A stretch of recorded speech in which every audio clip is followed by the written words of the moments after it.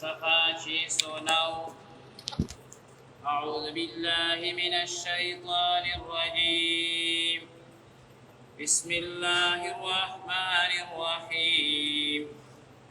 أمن جعل الأرض قرارا وجعل خلالها أنهارا وجعل لها رواسي وجعل بين البحرين حاجزا أإله مع الله بل أكثرهم لا يعلمون.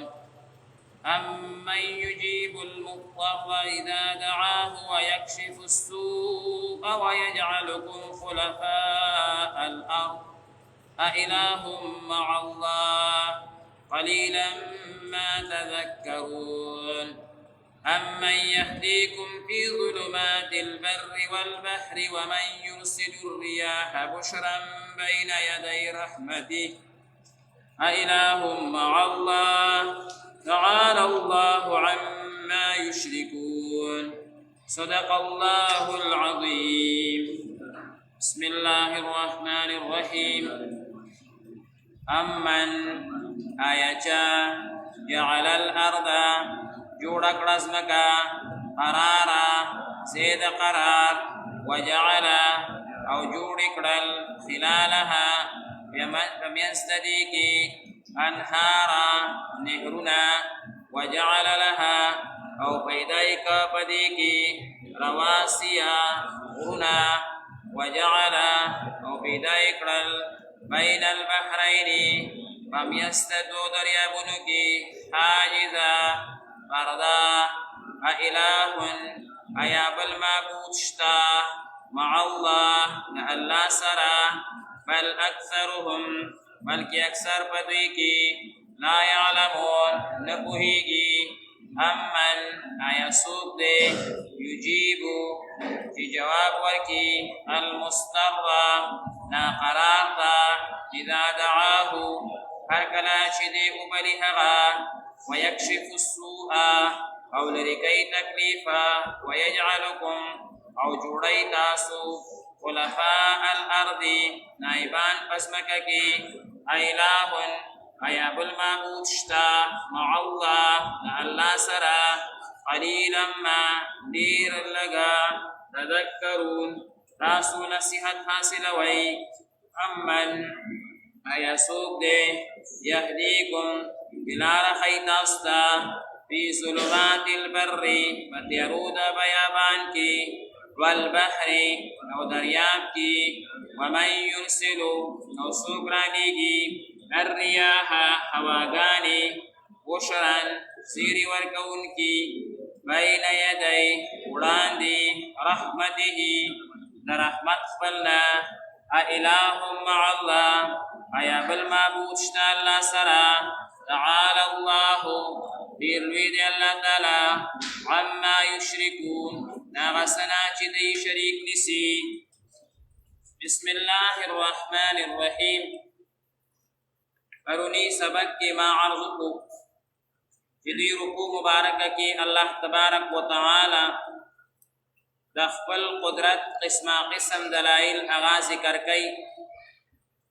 اول دا اللہ تبارک و تعالی دا خالقیت ذکر شو، بیا ببر آسمانونو کی چی دا اللہ تعالی سمرا قدرتون دی چی دا غینا اوبنازلیگی دا غی ذکر شو، بیا اللہ تبارک و تعالی دسمکینا چی کما کروندا او باغونا اگر اوزی دا غی ذکر شو. اس اللہ تبارک و تعالی دسمکی ذکر کئی. امن جعل الارض قرارا اللہ تعالی فرمائی دا اسمکا ما دا قرار زی اغا انسان دا پارا جوڑ کڑے دے. جدید دو معنی دی. یو معنی دا دا چکلا دا دنیا پیدا شوانو دا پا اوبو باندے و دا اسمکا با خوزیدہ انگی دا بنا قراری نموندو. نا اللہ تبارک و تعالی پا باغی کے مونگا گلوب گورو باغی کی دا طول دنیا زمونگا استاسو مخیطا دا نقشی پا تصویر کی راش نو باغی کی تقریباً 72% اوبدی او 28% اغا چکم دینو خوشک دا دی 28% کی بیا دا زنگلونا او دا هرس بیابانونا دا طول پا گراغلی دی هغه ځان ته یو تفصیل دی، هغه بیا د هغې موقره روانه دا به ذکر شي. خو لیکن دا ځمکه چې کله مونږ او تاسو ګورو نو دا تاویږي، دا ځمکه حرکت کوي او د ځمکې حرکت هغه دوه قسمه دی، یو په خپل ځای باندې تاویږي او بل د انور نه تاویږي. دوه قسمه حرکت کوي. یو ګاډی چې دوه قسمه حرکت شروع کړي نه بلکې چې یو قسم حرکت هم شروع کړي، د دې ځای نه یو ګاډی روان شي او نږدې د نوخاره پورې ځي او یو کس یې په چت باندې ولاړ وي او هېڅ سهاری نه وي، نو زه یم چې 15 منټه به ولاړ نه شي، به صبر راپرېوځي. د چت د پاسه چې یو کس ودرېږي او هېڅ سهاره د کس نه وي نیولې، هېڅ هم نه دی، نیغ ولاړ د خپو په زور باندې که دی ډېر کوشش وکړي نو 15 منټه دې ودرېږي. دا ما ډېر یاد کړه، دی به راپرېوځي د دې چت نه، یا به کیني. او تاسو مونږه په دې ځمکه باندې الله تبارک وتعالی د ځمکې ته دوه حرکته ورکوي او په دې ځمکه باندې مونږه د بره یو، کته خو نه یو، مونږه خو د ځمکې د پاسه اوسېږو، د ځمکې کې دننه خو نه اوسېږو. دا ګلوب چې مونږ او تاسو وګورو نو دا هر څه د دې ځمکې د پاسه جوړ شوي دي، په دې مخ د ځمکه باندې دا هر څه جوړ شوي دي. د هغې باوجود الله تبارک وتعالی دا انسان په دې باندې ګرځوي هم، دی وده کېږي، دته هېڅ پته هم نشته. دا د الله تعالی مهرباني ده او که نه ده؟ دا الله تعالی د ځمکې ته حرکت ورکول لکه ګاډی چې حرکت کوي، بلکې د ګاډي حرکت سلو دی، د ځمکې د حرکت انتهایی تیز دی. دا که تاسو راواړوئ په دې موبایل کې سرچ کوئ نو د ځمکې د حرکت وګورئ، د دې ور نه انتهایی تیزه تاویږي لګیا دی او خپل حرکت هغه پوره کوي. دا انسان پې د پاسه دی، نه غورځېږي نه پې سر تاویږي، هېڅ پته ورته نشته، خوب هم ورته ورځي، ارام هم ورته ورځي. دا الله تبارک وتعالی داسې یو کمال په دې ځمکه کې ایښی دی، په دې کې صفت کشش دی. بره چې یو شی وغورځوي ځان ته یې راکاږي، خیال مو کړئ ځمکې ته څومره دروند شی سپک شی بره غورځوه هغه په ښکته باندې راځي. دې ځمکه کې الله تعالی صفت کشش ایښی دی او دا صفت کشش دی چې دی دا انسان هم ځان ته راکاږي. انسان څومره اوچت ټوپ وایي په ښکته راځي، بیا ټوپ وه بیا په ښکته باندې راځي. دا صفت د کشش دی او داسې کمال الله تبارک وتعالی په دې ځمکه کې ایښی دی چې دا ځمکه دوه حرکته کوي لګیا دي خو 30 حرکتونه کوي، انسان ته پته هم نه دی. دا د الله تعالی عظیم قدرت دی. نو الله تعالی فرمایي امن جعل الارض قرارا، الله وایي داسې یو ډریور ماته وښایي چې هغه داسې یو ګاډی جوړ کړي چې د انسان خپې یې کلکې نیولې وي، پته هم ورته نه لګي، راغورځېږي هم نه، سر هم پرې نه تاویږي، خوب هم پکې کوي، خوراک هم پکې کوي. وجعل خلالها انهارا، او الله تعالی فرمایي دې ځمکه کې ما نهرونه تیار کړه تاسو ته اوبه. د اوبو تفصیل هغه خو ډېر لوی دی چې د انسان اوبه ډېرې پکارېږي، نو دې وجې نه الله تعالی په دې ځمکه کې 72% اوبه پیدا کړي، زیاتې په دې ځمکه کې اوبه دي. هغې باندې بیا صبر نه دی. الله تبارک وتعالی د اسمان نه هم دا اوبه راوړي، صرف د ځمکې په اوبو باندې کار نه کوي. بیا غټې سمندرې دي، واړه دریابونه دي، نهرونه دي، کویان دي، چینې دي، قسمه قسم طریقو سره الله تعالی د اوبو بندوبست کړی دی. وجعل لها رواسیا، بیا الله دا داسې نه دی پرېښي، دې د پاسه مضبوط مضبوط غرونه الله تعالی ایښي. وجعل بین البحرین حاجزا، بیا اوبه الله دوه قسمه پیدا کړي، یو هغه اوبه دي چې هغه خوږې دي او بل یې ترخې دي. دواړه د انسان دپاره مفید دي. خوږې اوبه د څښلو دپاره دي او ترخې اوبه هغه دا څومره جراثیم چې په دې فضا کې دي نو هغه ځان ته راکاږي. کوم ځای کې چې اوبه نه وي نو هلته کې سخت جراثیم وي او خطرناک جراثیم وي. نو دا ترخې اوبه الله تعالی د خطرناکو جراثیمو د راښکلو دپاره، خو الله تعالی عجیبه کار کړی، دا خوږې او ترخې اوبه یو ځای کوي نه، ځکه که انسان بیا دا سکي نو بیمارېږي به. دا ترخې اوبو کې جراثیم دي او هغې کې داسې ځناور دي چې هغه مضر دي، نو هغه انسان ته الله تعالی نه ورکوي. د هغې په منځ کې یو پرده پیدا کړي، لکه دا ټک سیند ته چې کله انسان د بره نه وګوري نو دوه قسمه اوبه روانې دي، یو بل سره نه یو ځای کېږي.